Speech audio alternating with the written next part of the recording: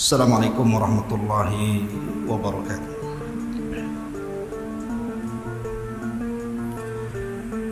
Alhamdulillah, salatu wassalamu ala rasulillah wa ala alihi wa sahbihi wa mawalah wa la hawla wa la quwata illa billahi wa ba'd.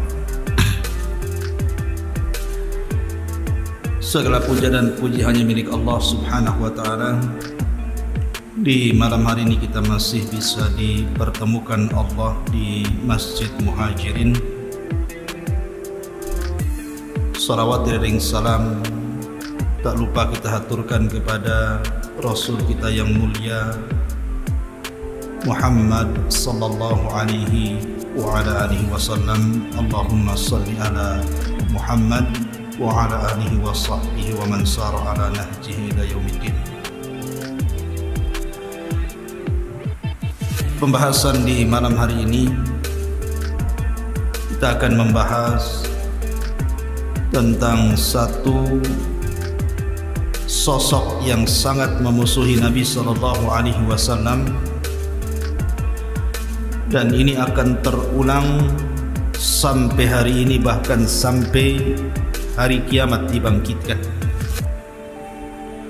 Sampai-sampai Al-Quranul Karim menyebutkan sosok ini dan diturunkan satu surat secara sempurna,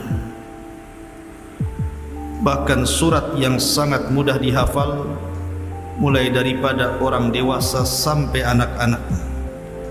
Artinya sejarah ini akan terus terulang terbaca sampai hari ini, bahkan sampai kiamat dibangkitkan. Siapa tokoh yang kita akan bahas di malam hari ini? Dialah Abdul Uzza ibn Abdul Muttalib, atau dikenal dengan Abu Lahab.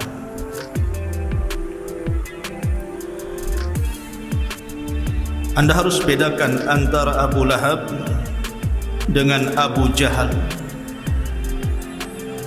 karena ada seorang syekh bercerita, ada seorang imam ketika membaca surah Tabbat salah dia menyebutkan nama. Tabbat syada Abi Jahlin wa Tab, katanya. Beda ya Abu Jahal dengan Abu Lahab. Kalau Abu Lahab adalah paman Nabi sallallahu alaihi wasallam dari Bani Abdul Manaf. Sementara Abu Jahal bukan siapa-siapa Rasul, karena dia dari Bani Mahzum, tetapi sama-sama dari Quraisy. Abu Lahab namanya adalah Abdul Uzza ibn Abdul Muttalib ibn Hashim ibn Abdi Manaf ibn Qusay ibn Kilab ibn Marrah ibn Ka'ab ibn Lu'ay sampai kepada Ibnu Ma'd ibn Adnan, dan terus sampai kepada Ismail alaihi salatu wassalam, putra Ibrahim alaihi salatu wassalam. Lah Abu Lahab sendiri dikaruniai anak-anak yang cukup banyak, ada 4 orang. Yang pertama namanya Utbah ibn Abi Lahab, yang kedua namanya Utaibah ibn Abi Lahab, yang ketiga namanya Mu'tab ibn Abi Lahab, dan yang terakhir Dzurrah bintu Abi Lahab. Ini semua putra-putra dan satu putri Abi Lahab yang disebutkan oleh ahli sejarah. Bicara tentang Abi Lahab, Abu Lahab itu kunyah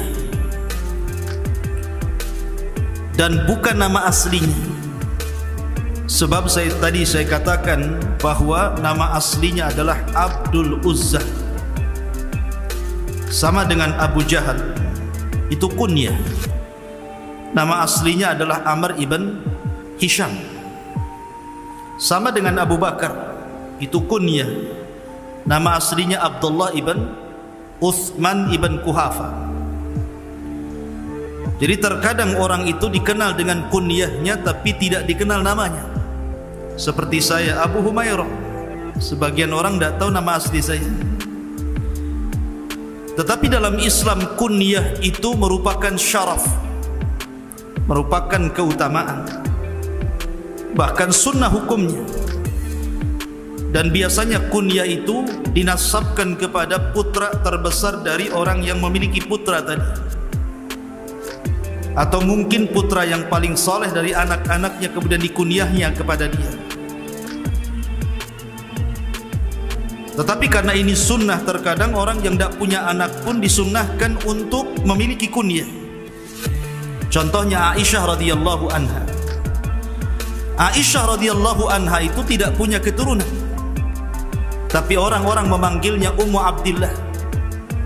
Padahal Abdullah bukan anaknya Aisyah, tapi anak daripada Asma, saudarinya yang tertua, Asma bintu Abi Bakar, yang menikah dengan Zubair bin Awam. Lahirlah Abdullah ibn Zubair. Tetapi karena Abdullah bin Zubair masih kecil, suka digendong Aisyah radhiyallahu anha, maka orang-orang kemudian memanggilnya Ummu Abdillah. Padahal bukan nama anak Aisyah, karena Aisyah tidak punya anak. Tapi begitulah kunyah. Lalu kenapa kemudian Al-Quranul Karim menetapkan kunyah bagi Abdul Uzza dengan Abu Lahab dan Abu Jahal, padahal namanya Amr ibn Hisham? Bukankah kunyah itu sebuah keistimewaan dan sunnah? Ada beberapa alasan yang disebutkan para ulama. Tentu Abu Lahab diberikan kunyah tersebut bukan sebuah keutamaan, karena kalau seandainya kemudian Al-Quran itu menyebut dengan nama aslinya, maka sejarahnya akan hilang ketika wafatnya Abil Uzza. Makanya tidak kemudian disebutkan dalam Al-Quran itu nama Abil Uzza, tapi kunyahnya Abi Lahab, seolah-olah Allah subhanahu wa ta'ala ingin mengatakan kepada kita bahwa akan muncul Abi Lahab setelah Abi Lahab di zaman Nabi sallallahu alaihi wasallam. Karena bagaimanapun ada kaidah tafsir yang mengatakan al-ibratu bi umumil lafzi la bi khususis sabab, bahwa pelajaran dalam Al-Qur'an itu bukan karena sebab turunnya sebuah ayat atau surat, tetapi karena umum lafaz yang terkandung dalam Al-Qur'an itu. Ma'asyiral muslimin yang dimuliakan Allah Azza wa Jalla, atau karena nama asli Abu Lahab itu adalah nama musyrik. Abdul Uzza, hambanya Uzza, dan Uzza itu salah satu patung yang disembah di zaman jahiliyah. Sebagaimana Allah mengatakan, afara'aitumul lata wal uzza wa manata salisatal ukhra. Makanya Al-Quran tidak menghendaki nama kesyirikan dalam tata bahasa Quran. Makanya tidak disebut tabat siada Abil Uzza, tetapi tabat siada Abi Lahab, supaya tidak ada lafaz kesyirikan dalam Quran. Karena tidak boleh seseorang menasabkan kalimat hamba kecuali kepada Allah subhanahu wa ta'ala. Adapun kunyah Abu Jahal itu pemberian Nabi sallallahu alaihi wasallam. Karena bagaimanapun Abu Jahal itu adalah orang yang dikatakan Nabi sallallahu alaihi wasallam Fir'aunnya umat ini. Namanya kan Amr bin Hisham, dan orang-orang jahiliyah menyebutnya Abul Hakam, karena bijaknya kalau bicara Abu Jahal itu. Tapi karena dia menolak Islam dan tidak mendapatkan hidayah, makanya kemudian Rasul pun menggelari Amr bin Hisham dengan Abu Jahlin. Abu itu bapak, Jahl itu bodoh. Bodoh karena tidak menerima hidayah Allah subhanahu wa ta'ala. Ma'asyiral muslimin yang dimuliakan Allah Azza wa Jalla, di zaman Nabi sallallahu alaihi wasallam tidak ada satu keluarga yang sepakat memusuhi Nabi sallallahu alaihi wasallam melebihi keluarga Abu Lahab. Itu satu keluarga itu. Dari Abu Lahab, bapaknya, kemudian istrinya Arwa bintu Harbin atau kunyahnya Ummu Jamil, kemudian Utbah dan Utaibah juga ikut menyakiti Nabi SAW. Dan ini pelajaran bahwa seburuk-buruk keluarga adalah keluarga yang memerangi Islam, yang memerangi dakwah dan memerangi kebaikan, seperti keluarga Abu Lahab. Bayangkan ikhwatu fiddin yang dimuliakan Allah Azza wa Jalla, Abu Lahab ini bukan orang lain bagi Rasulullah. Abu Lahab itu paman Rasul. Karena Nabi SAW dikaruniai oleh Allah 10 paman. Tetapi ketika diutusnya Nabi dan Rasul, yang masih hidup kala itu cuma 4. Abu Lahab, kemudian Abu Talib, kemudian Hamzah dan Abbas. Lah dari paman-paman Nabi SAW, yang paling jahat kepada Rasul adalah Abu Lahab. Harusnya kedekatan nasab dengan Nabi SAW itu Abu Lahab orang yang pertama masuk Islam, kan? Harusnya seperti itu, karena dia dekat dengan hidayah. Akan tetapi justru Abu Lahab pula lah yang pertama kali memusuhi Islam dan Rasul sebelum yang lainnya. Sebelum Abu Jahal, sebelum Umayyah, sebelum Al-Walid, sebelum tokoh-tokoh Quraisy, dia pula yang memulai permusuhan itu. Dari sini Nabi SAW bersabda, "Man sanna sunnatan sayyi'atan falahu wizruha wa wizru man amila ba'dahu la yanqusu min auzarihim syai'an." Barang siapa yang memberikan contoh buruk kemudian diikuti keburukannya orang lain, maka dia dapat dosa dan dosa orang yang mengikutinya tanpa mengurangi dosa mereka sedikit. Maka jangan-jangan seperti Abu Lahab yang kemudian memberikan contoh buruk akhirnya diikuti manusia. Ma'asyiral muslimin yang dimuliakan Allah Azza wa Jalla, bagaimana bentuk permusuhan Abu Lahab kepada Rasul? Ketika Nabi SAW diturunkan ayat wa anzir ashiratakal aqrabin, berilah peringatan kepada keluarga terdekat wahai Muhammad. Maka Nabi SAW mengumpulkan seluruh kerabat-kerabatnya di Bukit Safa. Di situ Nabi SAW berkhutbah. Dan ingat, Nabi SAW itu orangnya paling jujur, tidak pernah mengucapkan kalimat dusta. Sehingga Nabi SAW ingin menguji orang-orang Quraisy ketika itu dan mengatakan, ya ma'syara Quraisy, wahai orang-orang Quraisy, apakah kalau saya katakan sesungguhnya miwara'i hadal jabal, di balik bukit Abi Qubais ini, khailun yusabbihukum wa yumassikum, ada tentara berkuda yang akan menyerang kalian di pagi ataupun sore hari kalian, apa kalian mau membenarkan kata-kataku? Sepakat orang-orang berteriak dan mengatakan, majarrabna alaika kadhiba, kami tidak pernah mendapati kedustaan di lisan wahai Muhammad. Katakanlah kalau engkau ingin perlu kepada kami. Ketika Rasul melihat bahwa semuanya mengakui kejujuran dia, dari sini maka Nabi SAW mulai kemudian mendakwahkan dakwah tauhid. Kemudian mengatakan, idzan qulu la ilaha illallah tuflihu. Kalau begitu, katakan bahwa tidak ada sesembahan yang berhak disembah kecuali Allah, kalian akan beruntung. Ketika Nabi SAW sedang berceramah seperti itu, mengajak manusia ke dalam tauhid, di tengah-tengah keramaian orang, tiba-tiba muncul orang yang berteriak, rupanya Abu Lahab.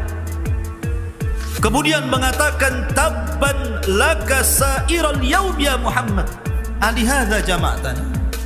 Kecelakaan bagi engkau seluruh hari ini wahai Muhammad. Oh, untuk ini kau kumpulkan kami ya rupanya. Dari sini permulaan permusuhan Abu Lahab.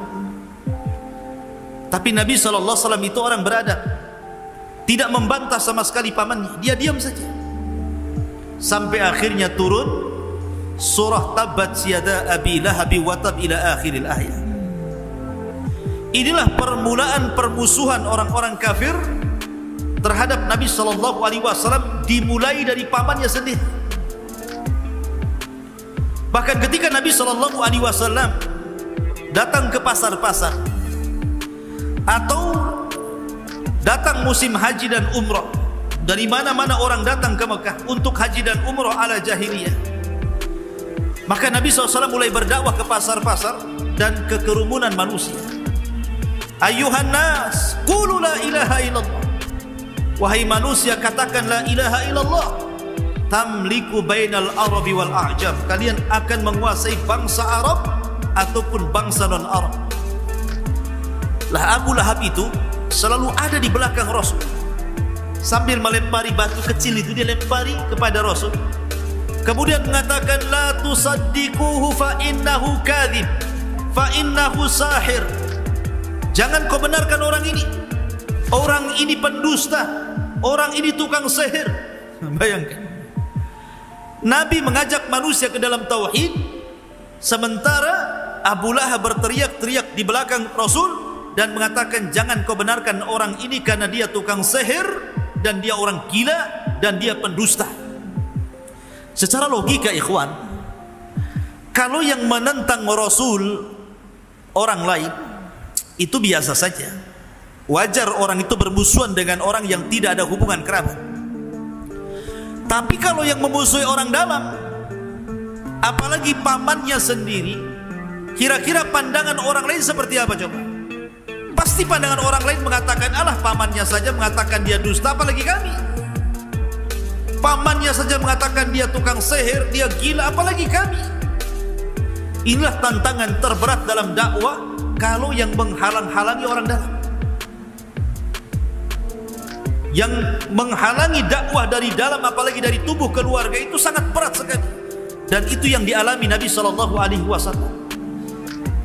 Bahkan suatu ketika Abu Lahab itu selalu menaruh kotoran di depan pintu Rasul SAW. Selalu cari kotoran, diletakkan di depan pintunya. Kemudian apabila Nabi SAW datang atau hendak keluar, terkadang tersakiti dengan kotoran itu, terkadang terinjak. Karena di zaman itu jarang orang pakai sandal. Sandal itu sesuatu yang sangat istimewa di zaman itu. Jangan di zaman itu, di zaman kita kecil-kecil saja orang ke sekolah itu nggak pakai sepatu, nyeker kan gitu ya. Susah orang membeli sepatu itu. Apalagi di zaman Rasul, orang pakai sandal itu kalau safar saja, karena supaya tidak langsung terkena padang pasir yang panas menyengat itu. Maka Rasul terkadang tersakiti. Maka Nabi SAW terkadang mengatakan ayu jiwarin hadha, tetangga seperti apa ini? Terkadang Nabi SAW berteriak seperti itu, tetangga seperti apa ini tidak menghormati tetangganya. Sampai suatu ketika Hamzah mendengar bahwa Abu Lahab itu selalu meletakkan kotoran di depan rumah pintu Nabi SAW. Marah Hamzah, padahal Hamzah ketika itu masih kafir, belum pun masuk Islam. Tetapi adat seperti ini tidak baik, walaupun masa jahiliyah gitu, tidak menghormati tetangga. Datanglah Hamzah, diambilnya kotoran itu, dicarinya Abu Lahab. Setelah ketemu Abu Lahab, diletakkan di kepala Abu Lahab. Bayangkan, berani nggak antum meletakkan kotoran di kepala orang yang menyakiti Islam? Akhirnya kemudian Abu Lahab mengatakan kepada Hamzah, sesungguhnya saudaraku ini majnun, gila gitu. Kenapa? Kenapa dia mengatakan gila kepada Hamzah? Karena Hamzah dan Abu Lahab ini sama-sama kafir, sama-sama penyembah berhala. Sementara Nabi SAW sudah beda keyakinan. Harusnya Hamzah dengan Abu Lahab ini klop, memusuhi Rasul karena sama keyakinannya, berbeda dengan Rasulullah. Tapi begitulah Hamzah berbeda maukifnya, walaupun sama-sama kafir. Abu Lahab kafir, dia pun kafir, tapi Hamzah punya akhlak. Dia punya akhlak. Makanya sebab itu pula Hamzah masuk Islam. dan mengatakan kepada Abu Lahab, jangan kau ulangi ya Aba Lahab, karena sesungguhnya aku berada di atas agama Muhammad. Padahal dia belum masuk Islam tuh, belum mengucapkan syahadat, tapi dengan sebab itu Hamzah masuk Islam. Maka penting antum itu menampakkan akhlak. Akhlak itu yang menjadikan orang dapat hidayah. Terkadang orang itu tidak bicara tapi akhlaknya bagus, maka banyak pujian mengalir kepada dia. Tapi ada orang yang rajin sholat, rajin puasa, rajin sedekah, tapi akhlaknya nggak bagus, lisannya nggak bagus gitu kan, malah dicela orang. Maka akhlak itu penting dalam Islam. Ma'asyiral muslimin yang dimuliakan Allah Azza wa Jalla. Lah, di antara permusuhan lain Abu Lahab. Abu Lahab itu kan punya anak namanya Utbah dan Utaibah. Subhanallah. Utbah dan Utaibah ini menikah dengan dua putri Nabi sallallahu alaihi wasallam sebelum Rasul diangkat menjadi nabi dan rasul. Adapun Utbah menikah dengan Ruqayyah. Adapun Utaibah menikah dengan Ummu Kulthum, dan dua-duanya putri Nabi sallallahu alaihi wasallam. Tetapi baru saja mereka melangsungkan akad pernikahan, keduanya langsung berangkat berdagang ke Syam dan tidak sempat digauli. Subhanallah, ini hikmah. Tidak sempat digauli, hanya akad nikah, habis itu mereka berdua pergi untuk berdagang ke Syam. Lah ketika mereka berada di Syam itulah Nabi SAW diangkat menjadi nabi dan rasul. Lah ketika itulah terjadi permusuhan sengit antara Rasul dan Abu Lahab. Sehingga ketika keduanya pulang, Utbah dan Utaibah ini, maka ayahnya kemudian mengatakan kepada kedua putranya, seraya kemudian menunjuk untuk menceraikan istri-istri keduanya. Inna ra'si wa ra'sikuma haram. Inna ra'si wa ra'sakuma haram. Sesungguhnya kepalaku dan kepala kalian berdua haram kalau kalian tidak menceraikan kedua putri si Muhammad ini. Sampai segitunya permusuhan Abu Lahab. Adapun Utbah, dia langsung datang kepada Nabi SAW dan mengatakan, aku ceraikan Ruqayyah, kemudian pergi. Adapun Utaibah, dia ingin menunjukkan permusuhan kepada Rasul di hadapan ayahnya. Dia tidak langsung menceraikan Ummu Kulthum. Dia datang kepada Nabi SAW ketika hendak berangkat ke Syam untuk berdagang. Ditariknya gamis Nabi SAW, kemudian dikoyak. Setelah itu diludahi wajah Rasul, tetapi tidak kena. Sambil menghina Nabi SAW, kemudian menceraikan Ummu Kulthum di hadapan Rasul. Lihat bagaimana permusuhan keluarga ini, sampai anak-anaknya pun dipengaruhi untuk memusuhi Nabi SAW. Tetapi al-jaza'u min jinsil amal. Namanya balasan itu disesuaikan dengan perbuatan. Utbah tidak menyakiti Rasul, hanya menceraikan begitu saja. Tapi karena Utaibah sudah mengoyak gamis Rasul, menghina Rasul, meludahi wajah Rasul walaupun tidak kena, sampai-sampai Nabi SAW berdoa kepada Utaibah dan mengatakan, Allahumma sallit alaika kilabun min kilabi. Ya Allah, kuasakan kepada orang ini, maksudnya Utaibah, anjing dari anjing-anjing. Doa Rasul ini terngiang di telinga Utaibah. Pulang dia, kemudian diceritakan kepada ayahnya apa yang sudah dilakukan kepada Rasul. Dan diceritakan juga doanya Nabi SAW kepada dia, Allahumma sallit alaika kalbun min kilab. Ya Allah, kuasakan kepada orang jahat ini anjing dari anjing-anjing. Abu Lahab gemetar ketika itu, karena mereka tahu doa orang-orang yang dizalimi itu mustajab. Dan dalam hati mereka itu mengakui kebenaran Nabi SAW. Makanya Akhnas ibn Syuraik, suatu ketika masih kafir, Akhnas ibn Syuraik ini mendatangi Abu Jahal. Berdua saja itu di rumahnya. Kemudian mengatakan, kata Akhnas, ya Aba Jahlin, coba menurutmu, menurut keyakinanmu, sebenarnya agama Muhammad itu benar atau salah?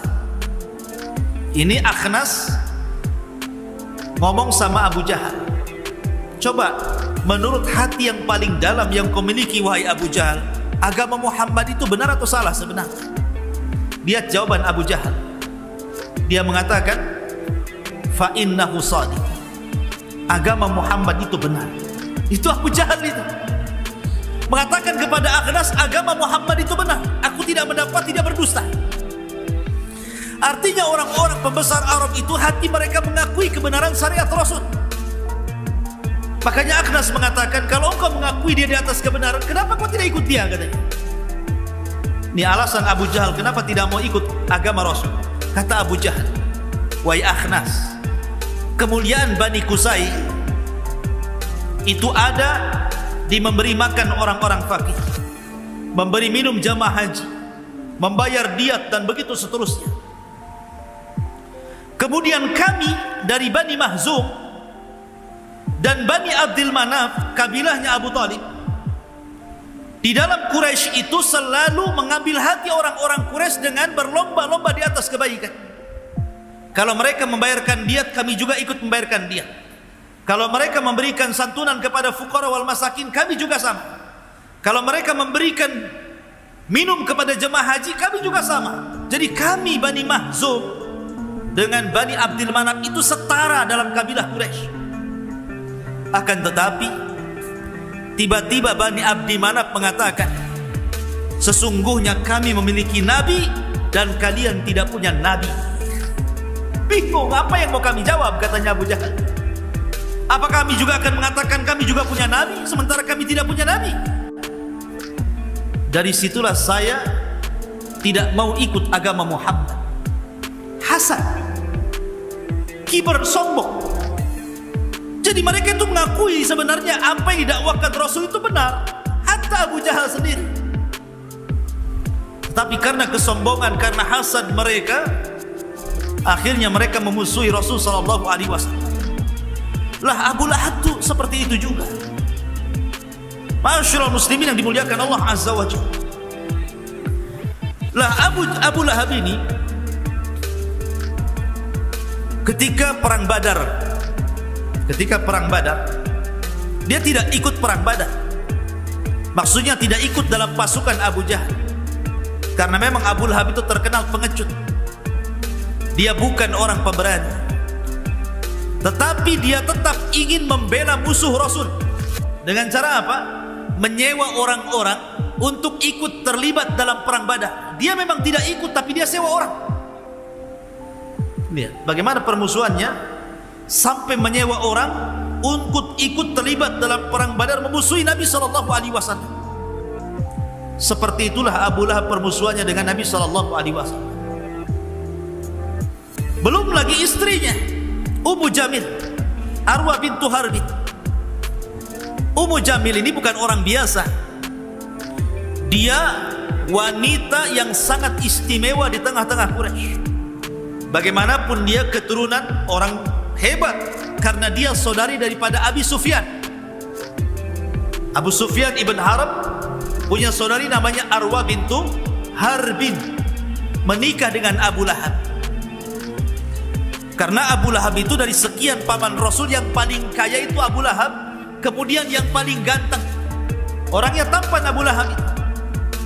Makanya orang Arab ketika mengatakan kepada orang yang tampan itu dengan sebutan lahab, cahaya, bercahaya. Karena tampannya Abu Lahab, kemudian orang kaya, wajar mendapatkan istri dari turunan bangsawan Arwa bintu Harbi.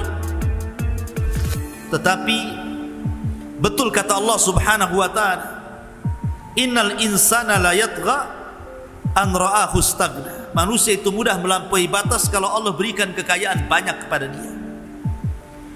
Lah Ummu Jamil ini tidak kalah hebatnya permusuhan dengan Nabi sallallahu alaihi wasallam. Sampai-sampai Al-Qur'an sendiri mengatakan hammalatal hatab.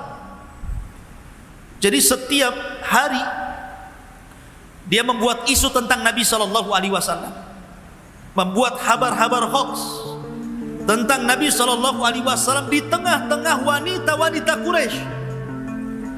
Dan kalau sudah emak-emak nyebarkan hoax, itu beda dengan laki-laki nyebar hoax. Itu cepat itu ya. Karena mulutnya perempuan itu lebih panjang kan dibandingkan jilbab. Jadi kalau dia mau fitnah itu luar biasa. Bukan hanya dengan lisannya, tapi juga dengan dananya. Dengan kalung-kalungnya dia jual, kemudian dananya itu untuk membayar orang untuk memfitnah Rasul, mengadu domba Rasul. Terkadang menyuruh orang meletakkan duri di tempat jalan Nabi SAW pulang ke rumah. Dan sekali lagi di zaman itu jarang pakai sandal, jadi kalau diletakkan duri mudah keinjak. Begitu cara menyakiti Nabi SAW. Bahkan suatu ketika Ummu Jamil ini pegang batu, mau menumbuk dengan batu itu wajah Nabi SAW. Dicarinya Rasul.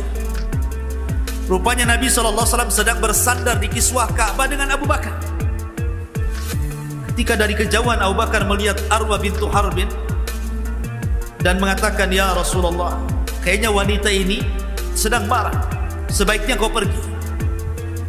Tapi Rasul tidak mau pergi dan mengatakan, "Tenang saja, biarkan dia datang." Datang Arwah bintu Harbin. Allah takdirkan kedua matanya tidak melihat Rasul. Itu mukjizat, Rasul tidak bisa kelihatan oleh Ummu Jamil, padahal di hadapannya yang kelihatan cuma Abu Bakar saja. Kemudian kata Arwah bintu Harbin, "Ya Aba Bakrin, aina sahibuk?" Di mana kawanmu si Muhammad ini? Abu Bakar heran, ada di sampingnya kok nanya di mana saudaranya. Tetapi Rasul hanya mengisyaratkan dengan matanya, layani saja. Kata Abu Bakar, "Kenapa kau mencari saudaraku Muhammad?" Kata Arwah bintu Harbin, "Qad balagani annahu yahjuni." Karena sampai berita kepadaku dia telah mengejek diriku. "Lau ra'aituhu la ramaituhu bihadzal hajara fi." Kalau aku lihat dia, aku lempar batu yang ada di tanganku ke kepalanya. Bayangkan. Kemudian dia membacakan syair, "Mudhammaman abaina wa amrahu asaina wa dinahu qalaina." Mudhammam, orang yang tercela, kami tidak mau untuk mengikutinya. Wa amrahu asaina, seluruh perintahnya kami bermaksiat. Wa dinahu qalaina, dan semua agamanya kami berlepas diri. Kemudian dia pergi sambil gerutu. Rasulullah di depan tapi tidak melihat. Lihat apa kata Rasul kepada Abu Bakar, "A'mallahu basaraha." Allah butakan kedua matanya sehingga dia tidak bisa melihat. Dari sini ma'asyiral muslimin yang dimuliakan Allah Azza wa Jalla, demikian dahsyatnya permusuhan Abu Lahab. Baik Abu Lahab, baik istrinya, baik anak-anaknya ikut campur untuk memerangi Nabi SAW. Pantaslah kalau seandainya Allah Subhanahu wa Ta'ala akhirnya menurunkan surat khusus untuk bicara tentang Abu Lahab. Kita sedikit membahas tentang surat yang turun kepada Abi Lahab. Allah Subhanahu wa Ta'ala berfirman, "Tabbat yada Abi Lahabi wa tab." Celaka kedua tangan Abi Lahab, watab, dan pasti celaka. Subhanallah, keajaiban bahasa Quran. Tabba, kalaupun dibalik batta, tabbat itu diambil dari tabba. Coba kita balik ba duluan, batta. Dua-duanya artinya sama, celaka. Antum mau ngomong tabba ataupun batta itu sama dalam bahasa Arab artinya. Celaka dua-duanya. Kecelakaan bagi yada Abi Lahab, kedua tangan, maksudnya kedua tangan di sini karena yang paling banyak melakukan pergerakan itu tangan. Artinya usaha Abi Lahab dan pasti binasa. Celaka seluruh usaha Abi Lahab dan pasti binasa. Di sini Allah Subhanahu wa taala, sekali lagi saya katakan, tidak menyebut nama aslinya. Harusnya tabat yada abil uzza wa tab. Harusnya kan seperti itu, karena nama aslinya bukan Abi Lahab, Abil Uzza. Kenapa kemudian kunyahnya yang disebutkan di sini? Ada beberapa perkara yang tadi saya sudah sebutkan. Satu, karena Abil Uzza itu nama kesyirikan, dan Allah tidak hendak meletakkan nama kesyirikan dalam Al-Quran, maka tidak disebut nama Abil Uzza, tapi kunyahnya Abi Lahab. Yang kedua, disebut Abi Lahab tidak Abil Uzza. Kalau seandainya Allah mengatakan tabat yada Abil Uzza, berarti dengan meninggalnya Abil Uzza selesailah kisah ceritanya sampai di sini. Tetapi ketika Allah tidak menyebutkan nama aslinya, malah menyebutkan nama kunyahnya, maka akan datang Abi Lahab. Abi Lahab sampai hari ini, bahkan sampai kiamat dibangkitkan, akan datang Abi Lahab yang banyak. Dan Abi Lahab itu simbol orang yang memusuhi Islam. Lihat hari ini, betapa banyak Abi Lahab yang nongkrong di hadapan medsos itu, yang menulis untuk menghina Islam, merendahkan Islam, menghina Rasul, menghina Al-Quran. Itu semua Abu Lahab. Mereka Abu Lahab.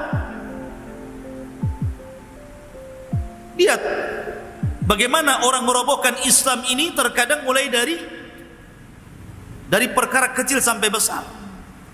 Mengatakan jilbab tidak wajib, mengatakan sholat tidak wajib, mengatakan ikhtilat boleh, sampai kemudian mengatakan bahwa semua agama sama. Ini siapa yang bicara seperti ini kalau bukan Abu Lahab? Makanya ketika kemudian Allah mengatakan tabat yada Abi Lahab, akan muncul Abi Lahab sepanjang zaman, karena Abi Lahab itu simbol orang-orang yang tidak suka dengan Islam dan memerangi Islam. Maka jangan seperti Abi Lahab. Tabat yada Abi Lahab wa tab, ma aghna anhu maluhu wa ma kasab. Tidak akan manfaat bagi Abi Lahab itu seluruh hartanya, bahkan seluruh apa yang diusahakannya, termasuk keturunan. Karena Abi Lahab ketika turunnya ayat ini, dia kumpulkan orang-orang Quraisy. Kemudian dia mengatakan, in kana ma qala Muhammadun la sadiq. Kalau yang dikatakan Muhammad itu benar, saya selana naron dzata lahab, aku akan dimasukkan ke dalam api yang menyala-nyala. Aku ini orang kaya, kata Abu Lahab. Anakku sukses, Utbah, Utaibah, Mu'tab, semua sukses anakku. Tidak ada anakku yang terlantar. Aku bisa tebus dengan harta dan anak-anakku, katanya. Tapi Allah Subhanahu wa taala katakan, ma aghna anhu maluhu wa ma kasab. Mau hartanya, mau anak-anaknya, enggak akan manfaat lagi ketika sudah berhadapan dengan Allah Azza wa Jalla. Enggak ada manfaatnya. Makanya Allah mengatakan, yaumul la yanfa'u malun wala banun illa man atallaha biqalbin salim. Pada hari di mana harta dan anak-anak tidak ada sama sekali yang bisa menolong, kecuali orang yang datang kepada Allah dengan membawa hati yang selamat.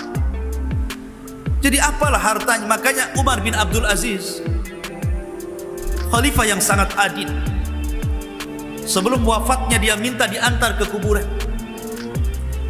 Kemudian dia turun ke liang lahat. Kemudian dia mengatakan, ma aghna anni maliyah halaka anni sultaniyah. Duhai harta yang kubangga-banggakan, kalau orang sudah masuk ke liang lahat ini enggak ada manfaatnya. Duhai kepemimpinan jabatan yang selama ini kubanggakan, apalah manfaatnya kalau orang sudah masuk ke liang lahat ini, coba. Kemudian dia menangis. Ma'asyiral muslimin yang dimuliakan Allah Azza wa Jalla, ma aghna anhu maluhu wa ma kasab. Justru terkadang harta dan anak-anak itu akan menjadi bumerang pemiliknya ketika kedua perkara itu justru digunakan untuk memusuhi Islam. Dilipat gandakan azabnya. Kan ada orang-orang yang musuh Islam itu menghabiskan hartanya dan juga menggerakkan anak-anak seperti Abi Lahab. Ma'asyiral muslimin yang dimuliakan Allah Azza wa Jalla, dari sini ada faedah yang besar bahwa tidak ada manfaat sedikit pun nasab, apakah nasab sampai kepada Rasul ataukah kepada yang lain. Nasab itu tidak akan manfaat. Padahal Rasul mengatakan semua nasab terputus pada hari kiamat kecuali nasab yang tersambung kepada Abi Lahab. Tersambung nasabnya kepada Rasul. Manfaat? Tidak. Tidak ada manfaat kedekatan Abi Lahab dengan Rasul sama sekali. Padahal ikhwan, Nabi SAW kan punya paman 4, Hamzah, Abbas, Abi Lahab, Abu Talib. Okelah Hamzah dan Abbas ini masuk Islam, kita tidak akan bicara. Tapi Abu Talib itu mati kafir, Abu Lahab mati kafir, sama-sama kafirnya. Tetapi satupun Al-Quran dari surah Al-Fatihah sampai Qul a'udzu birabbin nas, tidak ada satupun ayat ataupun surat yang mencela Abu Talib. Mana ada? Coba anda cek Al-Quran, tidak ada satupun ayat yang mencela Abu Talib. Tidak ada. Bahkan Abu Talib mendapatkan syafaat khusus bagi Rasul. Dia diringankan azabnya, walaupun tidak bisa keluar dari neraka selamanya, tapi diringankan azabnya. Dia hanya sampai ke tumit mata kakinya nerakanya, tapi cukup mendidihkan kepalanya, kata Rasul. Harusnya Abu Talib itu berada di gelombang neraka yang paling dalam, tapi karena dia sudah menolong diriku semasa dakwahku, kata Rasul, maka dia berikan syafaat khusus, diringankan adab. Tetapi Abu Lahab sama-sama kafir. Abu Talib mati kafir, Abu Lahab mati kafir.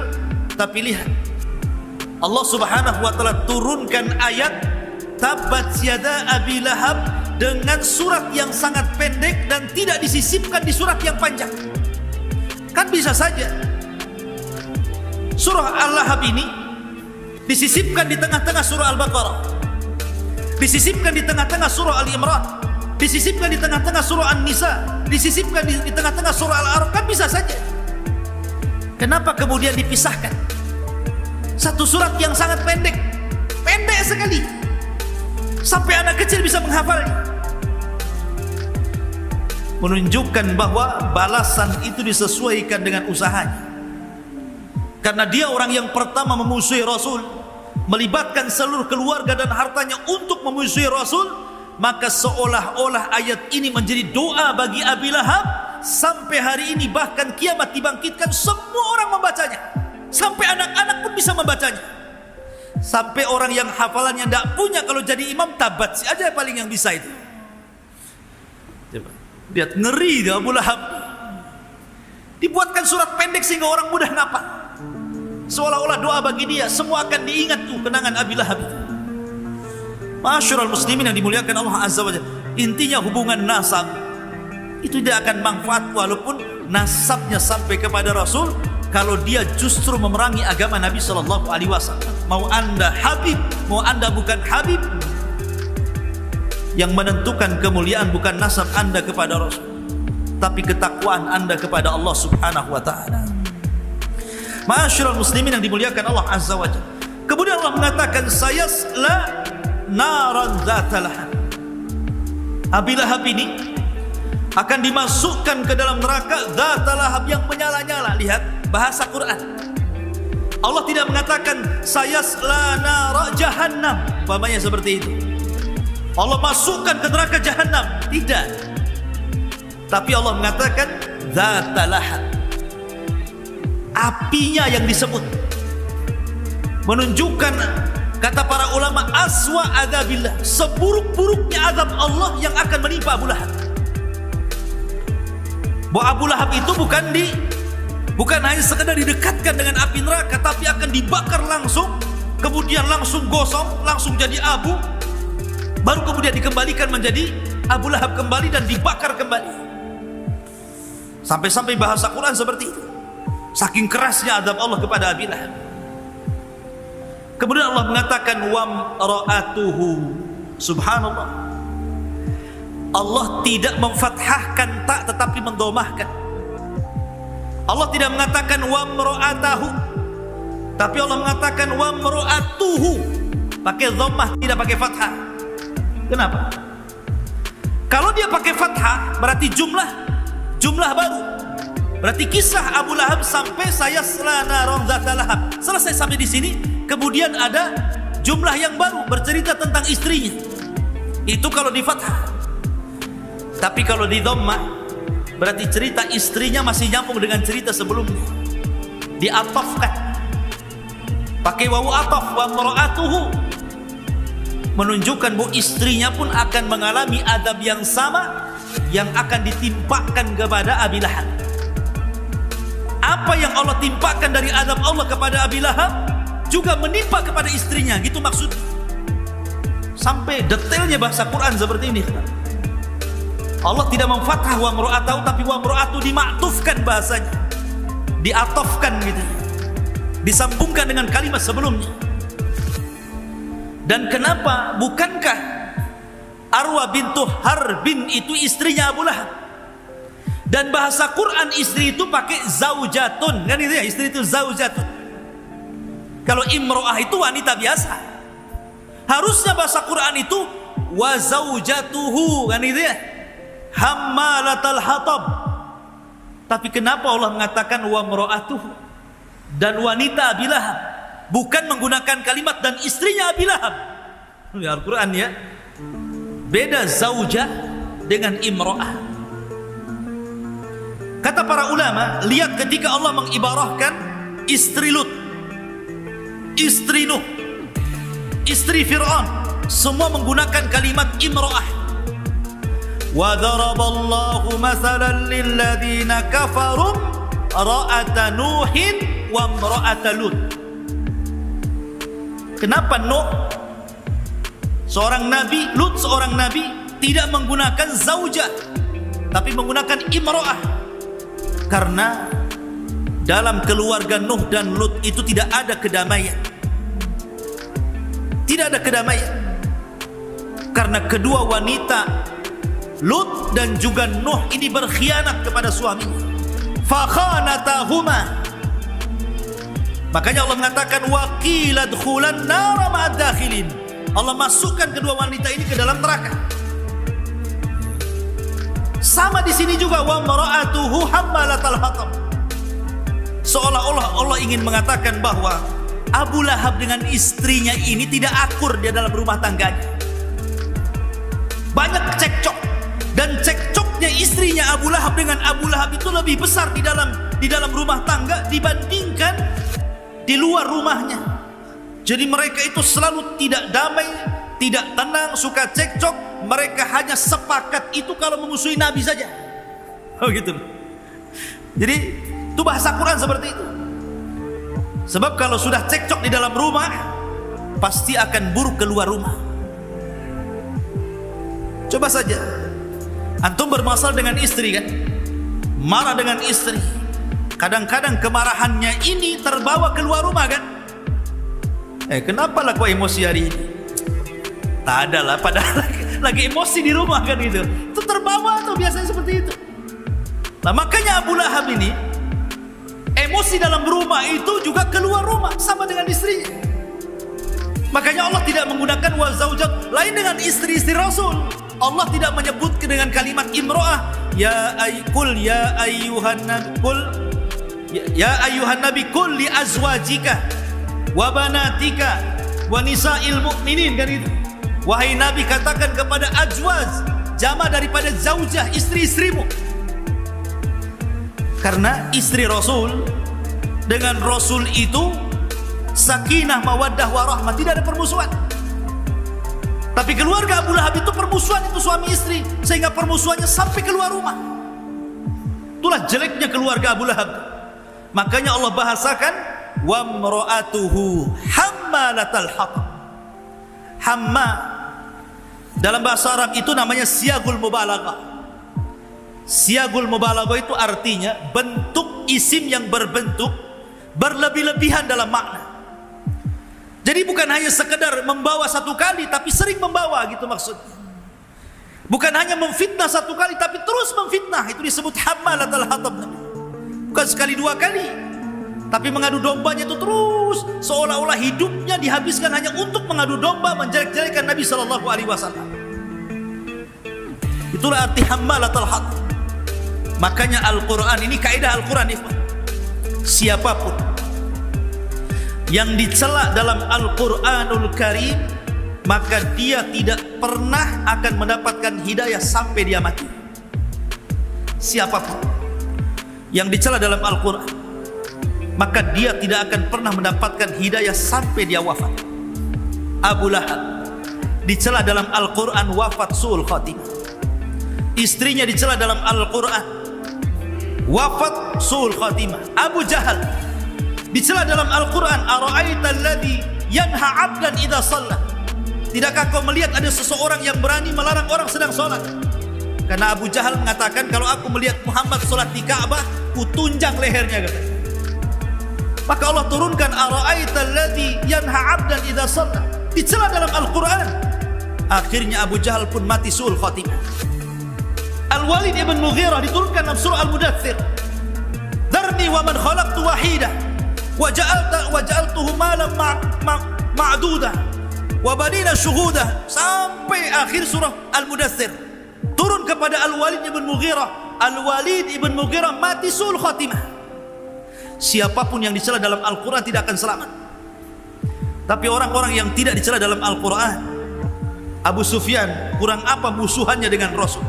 Dia yang memimpin perang Uhud dan memimpin orang-orang musyrik sehingga banyak para sahabat terbunuh, tapi Quran tidak mencela Abu Sufyan. Makanya dia dapat hidayah masuk Islam ketika Fatu Mekah. Ma'asyiral muslimin yang dimuliakan Allah Azza wa Jalla. Kemudian Allah mengatakan fi jidihahab lum mim masad. Maka di lehernya akan diletakkan sabut dari api Jahannam. Sering saya ulang, al jaza min jinsil amal. Balasan itu sesuai dengan usahanya. Karena Ummu Jamil ketika di dunia, dia ambil kalungnya, dia ambil gelangnya, dia jual. Kemudian uangnya untuk memusuhi Rasul. Maka kalung itu kelak akan jadi api di neraka Jahannam, kemudian akan melilit lehernya. Begitulah Allah Subhanahu wa taala menyiksa orang-orang yang memusuhi dia. Ma'asyiral muslimin yang dimuliakan Allah Azza wa Jalla. Maka di sini kalau kita melihat keluarga Abu Lahab dalam kehidupan manusia, Allah sudah contohkan kan banyak keluarga kan. Antum baca surah Tahrim, di situ ada macam-macam keluarga. Ada keluarga itu yang suaminya soleh, suaminya baik, tapi istrinya kurang ajar, berkhianat dan kufur. Seperti keluarga Nuh dan keluarga Lut. Yang kedua, ada yang terbalik, istrinya baik sekali, solehah, tapi suaminya kufur, suaminya bengis dan jahat. Keluarga Fir'aun, istrinya ahli jannah, keluarganya Fir'aun itu istrinya penduduk surga, satu di antara 4 wanita terbaik dunia, Asia bintu Muzahid. Tapi suaminya makhluk yang paling buruk yang ada di permukaan bumi, Fir'aun laknatullah. Yang ketiga, ada keluarga itu yang dua-duanya tidak soleh dan soleh, seperti keluarga Abu Lahab. Suaminya seperti itu, istrinya juga seperti itu. Sama-sama tidak suka dengan agama, tidak suka dengan dakwah, tidak suka dengan tauhid. Yang ketiga, yang keempat, ada keluarga yang dua-duanya mencintai Allah. Itulah keluarga Nabi SAW. Makanya tidak ada keluarga yang layak dicontoh melebihi keluarga Nabi SAW. Laqad kana lakum fi Rasulillahi uswatun hasanah. Sungguh ada pada jati diri Rasul itu suri toladan yang indah bagi kita, termasuk saat berkeluarga Nabi SAW. Jangan seperti Abi Lahab. Jangan seperti Abi Lahab. Ini suami istri kompak masalahnya, memusuhi Islam. Ma'asyiral muslimin yang dimuliakan, makanya Abu Lahab diberikan azab oleh Allah di dunia sebelum akhirat. Suatu ketika Abi Lahab ini sedang menunggu kabar tentang kemenangan di Badar. Karena kan dia tidak ikut Badar, dia pengecut, nyewa orang. Dia menunggu, menangkah kalah begitu saja. Tiba-tiba dari kejauhan datang Abi Sufyan dengan ketakutan, dengan beberapa orang yang lari dari orang-orang musyrik karena kekalahan di Badar. Kemudian Abu Sufyan menceritakan di hadapan Abu Lahab, kita kalah wahai Abu Lahab. Aku heran, kenapa tentara si Muhammad itu banyak sekali ditolong oleh tentara berkuda, semua berwarna putih, dengan berjubah putih, di tangannya ada pedang terhunus, sampai kami lari tunggang langgang. Di samping Abu Lahab ini ada budaknya Abbas, namanya Fadl. Ada budaknya Abbas. Dia orang yang beriman dan menyembunyikan keimanannya. Tiba-tiba refleks ngomong, itulah malaikat yang menolong Muhammad. Marah Abu Lahab ini. Dipentungnya itu budaknya si Abbas itu, seolah-olah apa? Membela Rasulullah. Akhirnya karena terlukalah budaknya Abbas ini pulang. Kemudian lapor kepada istrinya Abbas, Ummu Fadl. Marah Ummu Fadl ini. Dia ambil pentungan, dicarinya Abu Lahab. Kenapa kau sakiti budakku ya Abu Lahab? Dipentung kepalanya. Akhirnya pecah kepalanya sini sama Ummu Fadl, istri daripada Abbas itu. Kenapa kau pukul budakku?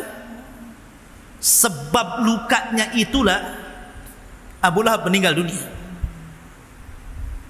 Ada juga yang mengatakan bahwa Abu Lahab itu terkena penyakit namanya adas, penyakit yang parah, luka yang parah. Jadi ketika kemudian dia hendak safar, di tengah jalan kumat penyakit itu, kemudian meninggal dan tidak diketahui jasadnya kecuali setelah 3 hari.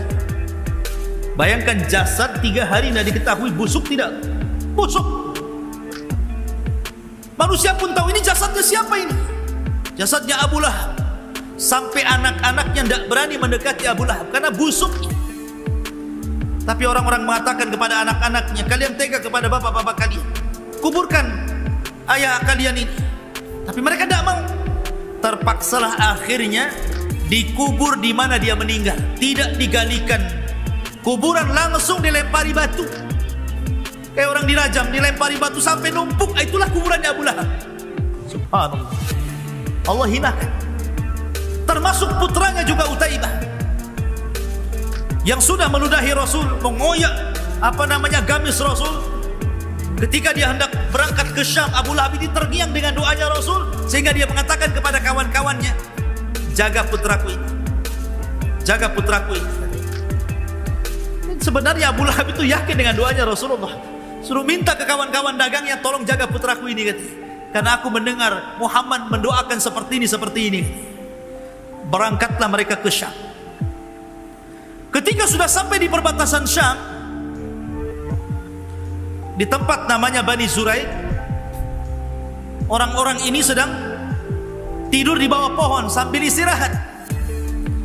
Ketika terbangun, tiba-tiba ada asad, ada harimau, ada singa di hadapannya, singa padang pasir. Tiba-tiba yang diserang pertama adalah Utaibah. Langsung diserang lehernya, kemudian dipisahkan leher dari badannya. Ketika itu singa itu menggigit lehernya, dia sempat berteriak, qatalani Muhammad, katanya. Muhammad sedang membunuhku. Muhammad di mana? Dia di mana? Dia ada di Syam, Rasul ada di Madinah. Tapi dia mengatakan qatalani Muhammad. Muhammad sedang membunuhku, Muhammad sedang bunuh. Sampai akhirnya meninggal, terpisah kepala dari badannya.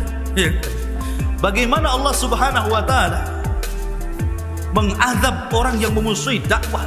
Hati-hati. Siapapun yang memusuhi dakwah Nabi SAW, pasti akan ada azab dunia sebelum azab akhirat. Dan itu terjadi di zaman Imam Ibnu Hazm.